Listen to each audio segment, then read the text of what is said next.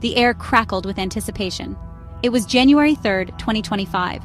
Inside the hallowed halls of the U.S. Capitol, Senator Deb Fischer was about to be sworn in for her third term.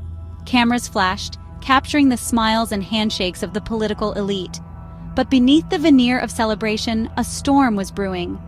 As Vice President Kamala Harris prepared to greet the senator's husband, Bruce Fisher, the atmosphere shifted. Clutching a cane and a Bible, Mr. Fisher seemed to avert his gaze. He muttered a curt thank you, ignoring the vice president's outstretched hand. The silence was deafening. Senator Fisher, her smile faltering, nudged her husband towards the vice president. It was an awkward, almost painful exchange. VP Harris, ever the picture of composure, attempted to lighten the mood. "It's okay, I won't bite," she quipped. But the damage was done.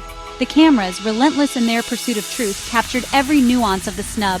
Within moments, the footage was beamed across the globe, setting social media ablaze. What should have been a moment of unity and celebration had become a symbol of division and disrespect. The internet erupted. The video, a silent scream of defiance, became an instant sensation. #HandshakeGate trended globally, with millions weighing in on the meaning behind the snub. Prominent figures were quick to condemn Mr. Fisher's actions. Political commentator Brian Tyler Cohen called it an appalling display of disrespect.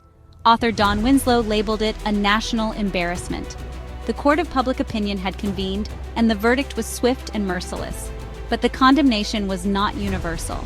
A vocal minority, largely aligned with right-wing ideologies, rushed to Mr. Fisher's defense. They pointed to his cane and Bible, suggesting that his physical limitations or religious beliefs might have precluded a handshake. Others went further, framing the incident as a principled stand against the Biden-Harris administration. The handshake, they argued, was not merely a social nicety, but a symbolic endorsement of policies they opposed. As the controversy raged, the political world watched with bated breath. Would Senator Fisher address her husband's actions? Would the White House issue a statement? Senator Fisher, perhaps sensing the gravity of the situation, took to social media. Her message, however, made no direct mention of the incident.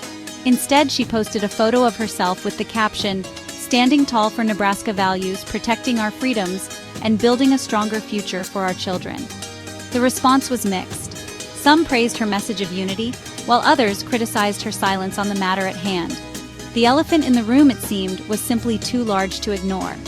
Meanwhile, body language experts and political commentators dissected every frame of the video. Their analysis, often conflicting, only served to deepen the mystery. Was it a deliberate snub, a misunderstanding, or something else entirely? Section 4. Deciphering Disrespect Expert Analysis. Body language expert Dr. Lillian Glass, speaking on CNN, offered a scathing assessment. Mr. Fisher's body language was a textbook case of disrespect, she declared. His averted gaze, the pursed lips, the refusal to engage, it all pointed to a conscious decision to snub the vice president. Political etiquette expert, Ambassador Lisa Curtis, echoed these sentiments. In diplomatic circles, a handshake is more than just a greeting, she explained. It's a symbol of good faith, a sign of mutual respect. However, some commentators urged caution, warning against reading too much into a single gesture. They pointed to Mr. Fisher's age and potential health concerns as possible explanations for his behavior. Yet, the awkwardness of the interaction, captured so vividly on camera, was difficult to dismiss. Even if unintentional, the snub had exposed a raw nerve in the American psyche. Section 5. A Nation Divided, the Erosion of Civility. The handshake incident, though seemingly insignificant on its surface, had struck a chord. It became a Rorschach test for a nation grappling with its own identity. For some, it was a symptom of a deeper malaise, a reflection of the increasing polarization and incivility that plagued American society. The handshake, they argued, was not just about two individuals, but about the erosion of common decency and respect in public life. Others saw it as a sign of the times, a product of the hyper-partisan political climate where even the smallest gestures were imbued with outsized meaning.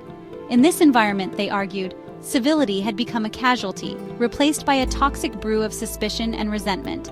As the debate raged on, one thing was clear.